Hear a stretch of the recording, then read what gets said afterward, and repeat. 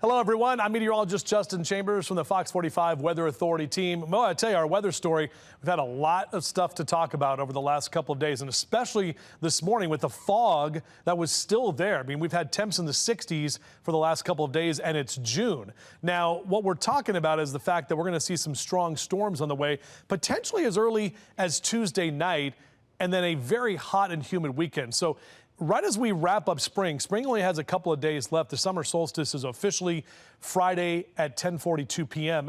So Friday night, basically Saturday, the first day of summer.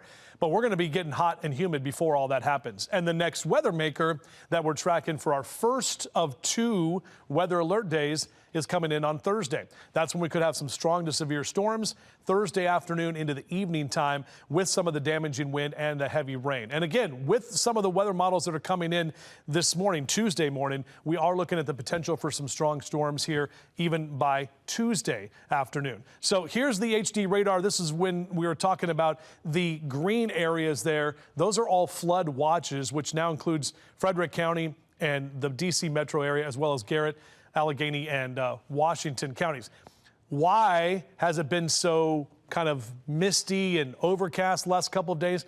It's all thanks to this front right here. When you have the blues and the reds, that's an indication of a stationary front, so it kind of stalls out. And then you got this guy over here, this area of low pressure that's out in the ocean, essentially, out in the Atlantic. And what that's doing is bringing what we call a cold air damming wedge. It's called a CAD wedge, cold air damming. So basically it spins around and brings all of that kind of marine layer right on top of us with nothing to kind of get it moving.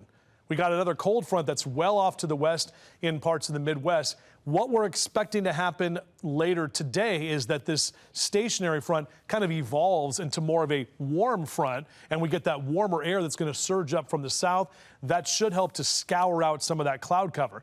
But what that does, it also is going to heat up the ground. When you look at the severe thunderstorm forecast from the Storm Prediction Center, now most of the state, including all of us here in Baltimore and areas west and out through West Virginia, under the possibility of seeing some severe thunderstorms. That's a marginal risk. But when you add those flood watches in for West Virginia and Western Maryland, any kind of storms that develop this afternoon and evening could lead to some flash flooding.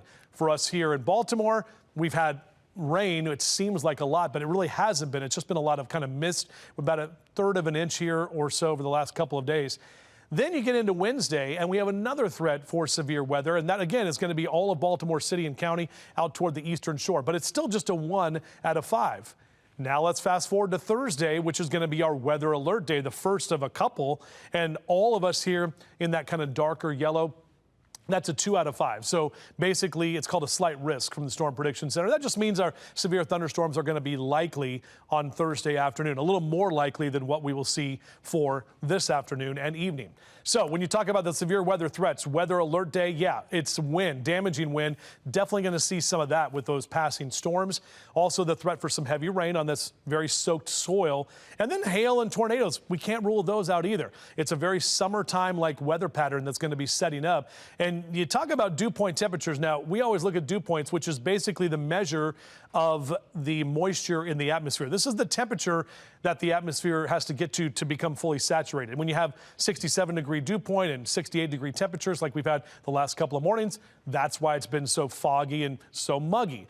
But when you put those dew points and get them into the 70s, and especially low to mid 70s Wednesday and Thursday, you add the 90s on top of that. Look at that. Heat index values on Wednesday and Thursday are going to be well into the triple digits. So we're going to start to feel like, that's that feels like temperature when you take the heat and humidity combined. That's what gives you the heat index values into the triple digits. And kind of a preview of what we're going to see early next week for another weather alert day. But we'll talk about that in a second. So the hourly future scan keeping us cloudy throughout most of the day on your Tuesday. But watch what happens as some of those clouds start to erode. If you get some pockets here, especially on the eastern shore and areas west and to the south, if the ground heats up enough and you get some of the moisture that we have in play and some of that instability, that's the trigger. We don't need much more than that. We basically need that heat. But with the fact that we're going to be cloudy most of the day, our atmosphere does stay stable.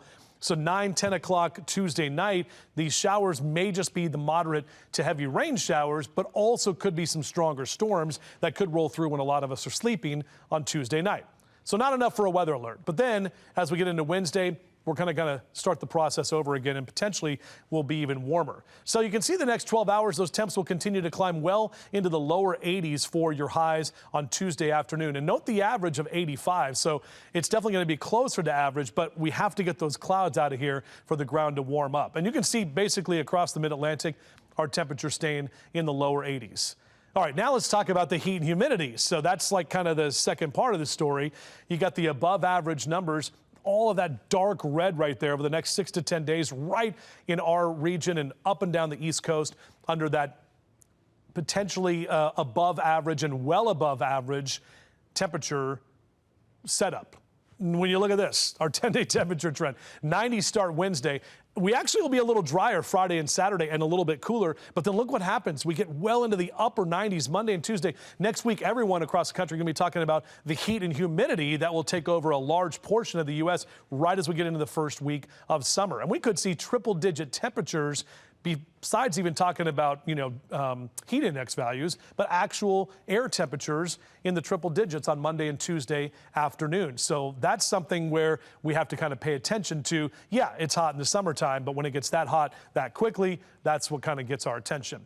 So here's that future scan. There's that pesky stationary front, eventually turning into more of a warm front, bringing in the potential for those warmer and drier conditions. Wednesday afternoon and evening, the threat for thunderstorms exists. Now, the reason why we're weather alert on Thursday, watch. Look at the heat and humidity all building on Thursday afternoon. We're going to get well into the 90s, dew points in the 70s, and then here comes that cold front. And 4, 5, 6 o'clock, look at that. We have that potential of a line of potentially damaging thunderstorms that are going to be rolling through. Good news is it quickly is out of here. We're drier behind it, so we get a little bit less in terms of dew point temperatures for Friday and even Saturday, first couple of days of summer, but then next week, again, that heat and humidity build back in. So the weather alert day, again, is definitely warranted on Thursday with some of those strong storms, but we may need to shift into weather alert Tuesday and Wednesday too, because those storms could get a little bit active. Friday, summer begins, but not until 10:42 at night, so the first full day of summer is actually Saturday, and then next week, there's that other weather alert day on Monday afternoon. Temperatures well into the upper 90s and triple-digit heat index values for sure. When you look at the 10-day forecast, you can see those upper 90s continue on Tuesday, which may need another weather alert day next week before those temperatures back down a little bit. But 90s are going to be here starting on Wednesday, and they're going to be here to stay. So just make sure to stay weather aware, and you can always find all of our information at foxbaltimore.com. Stay safe, everybody.